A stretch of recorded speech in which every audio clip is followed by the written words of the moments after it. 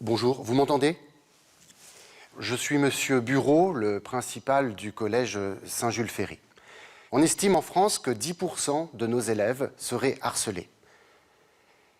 Mon établissement comportant 462 élèves, 46,2 de ces élèves seraient donc concernés.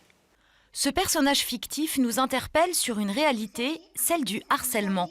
Avant de faire jouer les élèves sur ce thème, le comédien s'est d'abord présenté en septembre dernier au sein du Collège Pasteur sous une apparence intrigante.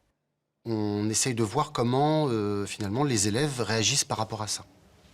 Souvent, du rejet, parfois de l'empathie, c'est-à-dire qu'un élève peut venir me prendre la main, par exemple, pour me guider, et puis, ou alors de l'indifférence totale.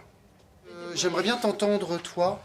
Comment accepter la différence de l'autre? C'est tout l'enjeu de sa démarche. Pour écrire ses textes, Thomas Rollin s'inspire du quotidien des collégiens. Les petites histoires, les insultes, l'agressivité aussi. T'as quoi aujourd'hui? C'est quoi ton goûter? Donne! Il faut vraiment te dire que c'est une forme de témoignage. Voilà, il faut que tu joues cette peur-là, d'accord? Il faut que tu la ressentes. Les apprentis comédiens apprennent à jouer au fil des mois, aussi bien les harceleurs que les harcelés. Sous leurs airs candides, ils expriment une brutalité courante à leur âge. J'étais une petite fille ravie de rentrer au collège. On s'est foutu de ma gueule parce que je n'avais pas les fringues qu'il fallait, que j'étais trop petite. Alors, je me suis très vite rapprochée de deux nanas, des vraies tigresses. À 3, on s'est mis à chasser, à faire souffrir les faibles, les humilier, se moquer de leur physique, de leurs conditions sociales et de leurs fringues. De statut de victime, je passais à celui de terreur.